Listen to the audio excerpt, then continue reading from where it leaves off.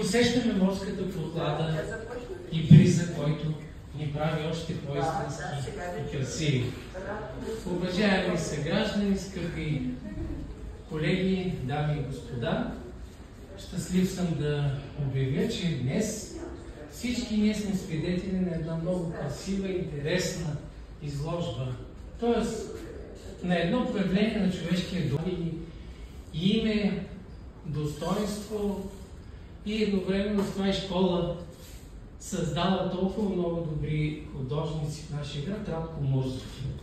Предоставям му думата, за да открие тази изложба.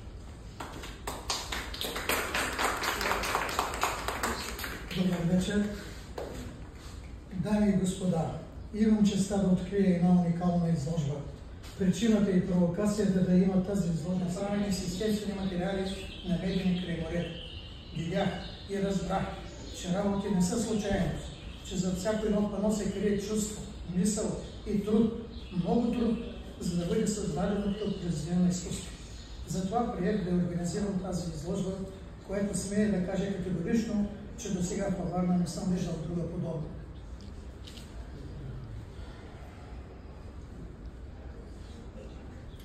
Знам, че много хора се занимават с събиране на милички и камъчки край морето и правят от тях сладникави пана, граничещи до кича, и от тези сурогати на изкуство се продават на пазара. Тук случаят просто не е такъв. Тук се усеща висок интелект и талант. И все пак някои могат да питат: изкуство ли е това? Моят отговор е да.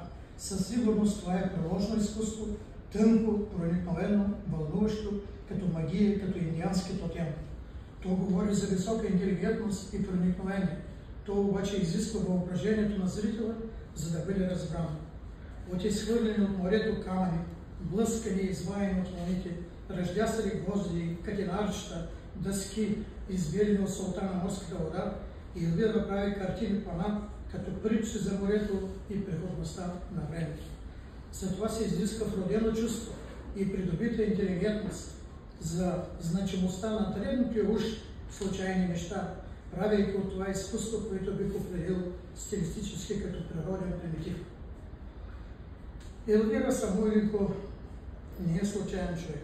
Запознавайки се с нейната богата биография, бих я нарекал скитник по звездите, препратка от известния роман на Джек Лондон. Рускиня по происход, динамична и експресивна като натура, тя обикаля много страни. Италия, Канада, САЩ, Финландия и накрая се установява във Варна, България. Елвира е родена в красивия приказен Санкт-Петербург. Завършва журналистика в родния си град, където пише и сътрудничи в редица медии. Получава награди като журналист. Специализира в Перуджия, Италия, откъдето емигрира в Канада. В град Торонто създава собствен бизнес вестник, сътрудничи в национални имигрантски медии. После заминава за Съединените щати, а от Америка отива в Финландия. Събрала опит и познания, тя издава 5 книги, проза и поезия с живота на руските имигранти и знания. Елвира Самойленко е синкретична личност. Тя съчетава няколко таланта. Нейният писателски талант личи от писаните текстове и заглавията като документи на тази изложба. Нейният неспокоен напорист характер я кара да не се задоволява с постигнато. Получила естетическо удовлетворение от своите панато теми, Елвира прави нова предизвикателна крачка към класическата маса на живопис.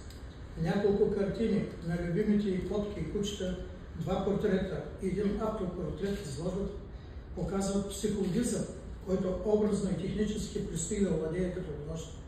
Пътят в изкуството и на самоукия, и на професионалиста е безкрайен като търсене и майсторство.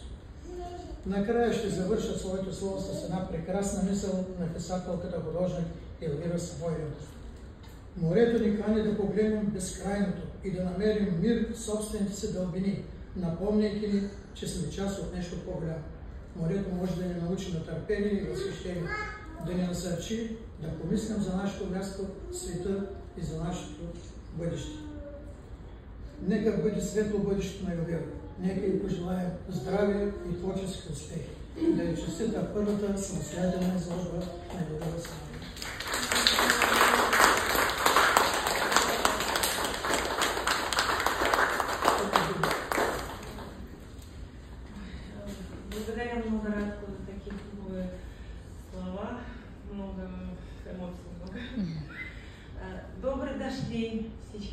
приятели. Благодаря за подкрепа на мое творчество, предисичку на Радко Мурзов, классик, на Българска живопис. Почетный гражданин на град Варна. Да, почетный, браво, браво.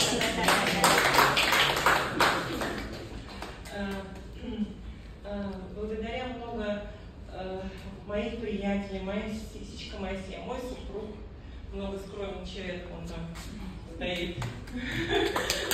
Благодаря много моя приятелька, археоложка Ольга Пелевина, много подкрепа от нее. Благодаря моя семья, это внук, мяу, из Финляндии, из Хельсинки, Фабиан, вот, вот портрет, вот Фабиан, да, вот Анастасия, это дочеря на Валентина, моя тоже дочеря, и Сима, и Вики, мои внучки, благодаря за подкрепа. И много отличий. Валентин казав, что треба говорить не отличия,